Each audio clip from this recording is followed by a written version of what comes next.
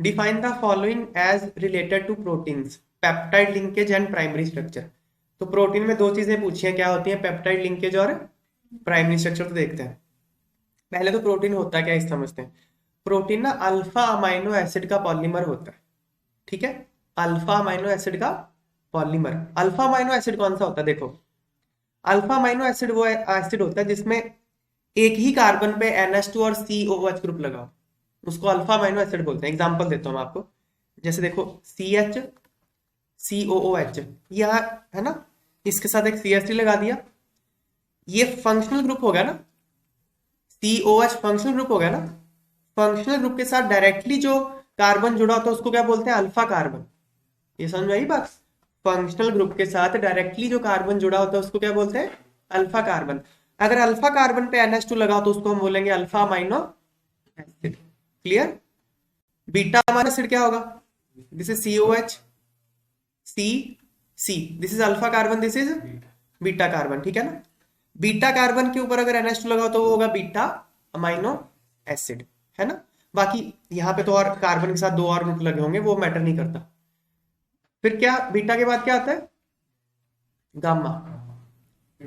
हाँ, this is alpha carbon, this is beta carbon, this is gamma. Gamma के ऊपर NH2 लगा तो this is gamma amino acid. ऐसे फिर डेल्टा अमाइनो एसिड, फिर ईटा अमाइनो एसिड। इस तरह के different type of amino acid होते हैं depending upon location of NH2। समझ में आई बात? प्रोटीन किससे बनते हैं? सिर्फ अल्फा अमाइनो एसिड से। दो अल्फा मतलब बहुत सारे अल्फा अमाइनो एसिड आपस में लिंक कर जाते हैं तो प्रोटीन बन जाता है। Protein is a polymer. समझ में आई बात? प्रोटीन क्या है? पॉलीमर है। बहुत सारे अल्फा अमाइनो एसिड जुड़ते हैं। वो जुड़ते कैसे हैं? देखो, यहाँ पे दो एग्जांपल लिए हैं। ये भी एक अल्फा अमाइनो एसिड है, ये भी एक अल्फा अमाइनो एसिड है। तो यहां से देखो ऐसे हो जाएगा, इसका OH बाहर निकाल दो, इसका H बाहर निकाल दो, वाटर बाहर चला गया। इसको मैं ऐसे लिख लूं, एक बार रुको,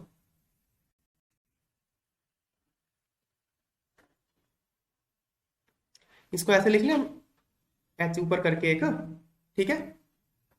तो यहां से वाटर आप बाहर निकाल दीजिए, तो माइनस वाटर क्या बन गया? NH2CH2, C डबल बॉन्ड हो NH, ये बन गया ना, ये अमाइड बन गया ना, अमाइड। इसको पेप्टाइड लिंकेज बोलते हैं। एक तरफ का एसिड दूसरी तरफ का अमाइड लिख करके बना देंगे, this is called peptide linkage. अब यहां तो एक पेप्टाइड बन गया, this whole structure is called dipeptide. Dipeptide, क्योंकि इसमें दो अमाइनो एसिड है इसलिए इसको क्या बोलते हैं? Die peptide. लेकिन प्रोटीन में क्या होगा? बहुत सारे ऐसे लिंक होंगे। एक और यहां जोड़ो फिर आप, NH2 CH2 C double bond हो, यहां से इसको भी लिंक कर दीजिए आप ऐसे करके। समझ में आ रही है बात? लिंक कर देंगे, फिर इसको भी ऐसे लिंक कर दीजिए, इसको भी इधर से लिंक कर दीजिए, ऐसे dot dot dot dot infinite. समझ में आ गया प्रोटीन कैसे बनता है? बहुत सारे अल्फा अमाइनो एसिड को जोड़ के एक प्रोटीन बनता है। अब पेप्टाइड लिंकेज समझ में आ गया? पहले पेप्टाइड लिंकेज देखते हैं। दो अमाइनो एसिड को जोड़ने वाला लिंक पेप्टाइड लिंकेज होता है। समझ में आई बात? और वो लिंक अमाइड होता है। Peptide linkage is an amide formed between COOH group of one molecule and of an amino acid and NH2 group of another molecule of amino acid by elimination of a water molecule। ठीक है बात है।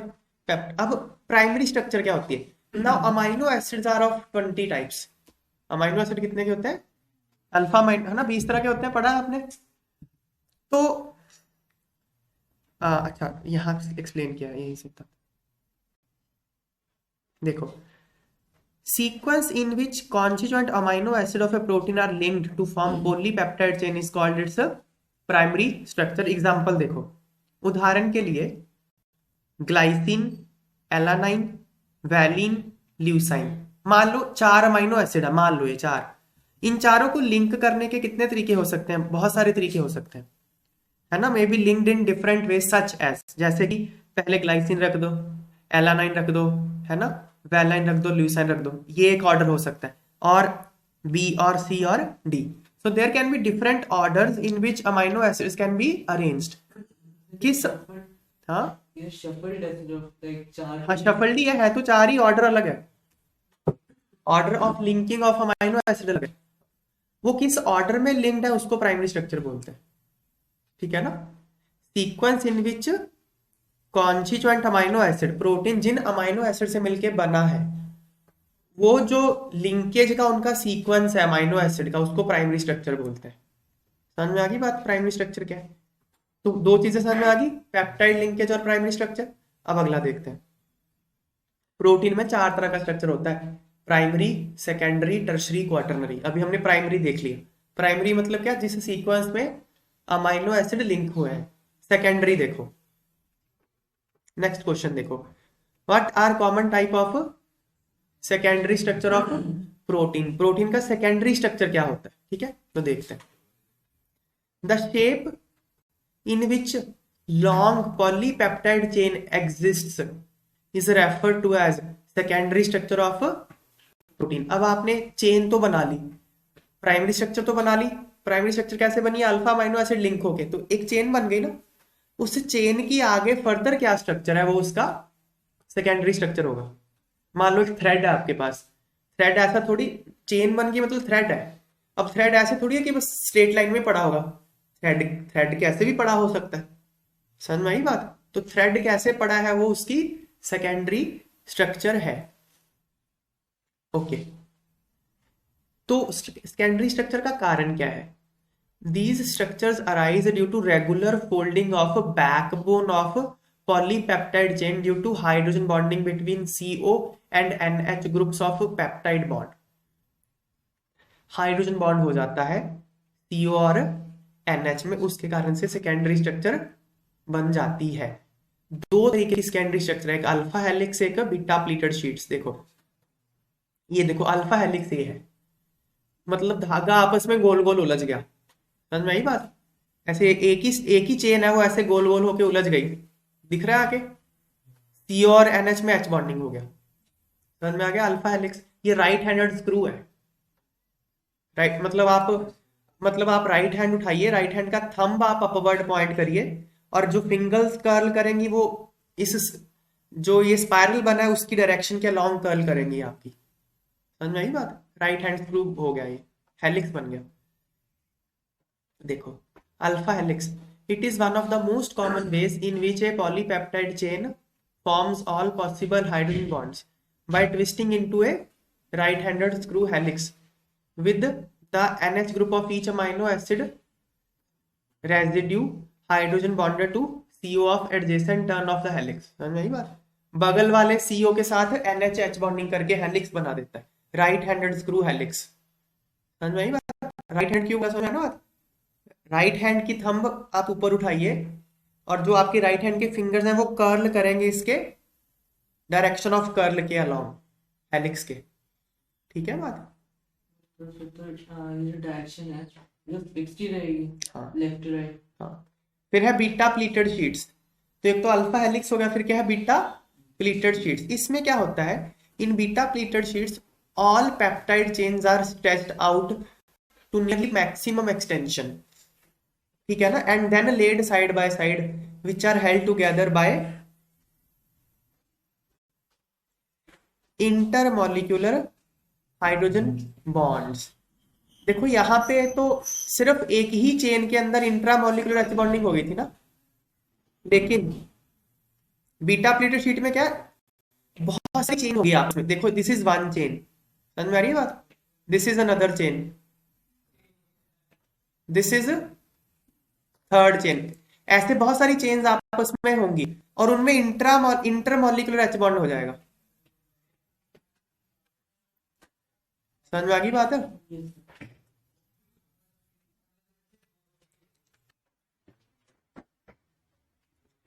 Beta pleated sheet समझ में आ गया? उसमें बहुत सारी चेन आपस में इंटरमॉलिक्यूलर हाइड्रोजन बॉन्ड करेंगी, ठीक है ना।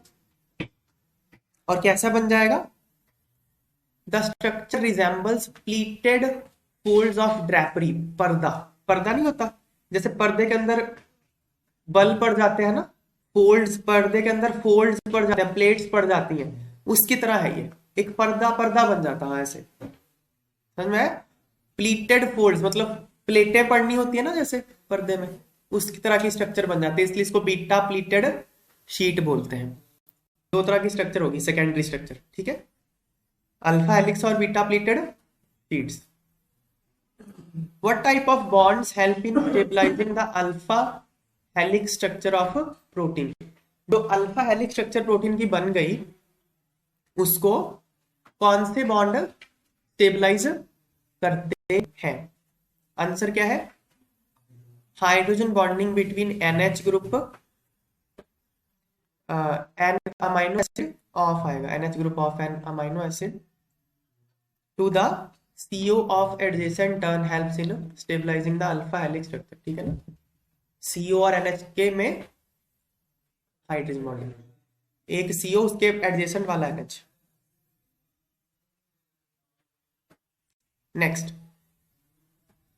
नेक्स्ट है differentiate between globular and fibrous protein. ये इसकी टर्शरी स्ट्रक्चर है।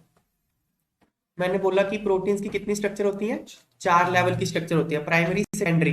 प्राइमरी तो आपने देख ली क्या होती है, किस सीक्वेंस में लिंक हुए हैं अमाइनो एसिड, उसको क्या बोलते हैं? Primary structure. सेकेंडरी क्या है कि जो चेन बन गई उस चेन की ओरिएंटेशन क्या है? अल्फा हेलिक्स हो सकती है और बीटा प्लीटेड शीट हो सकता है। थर्ड है ग्लोबुलर और फाइब्रस। जो बीटा प्लीटेड शीट है और हेलिक्स इसकी फर्दर फोल्डिंग है, जैसे पर्दे को फर्दर भी तो फोल्ड कर सकते हो आप, समझ में आई बात?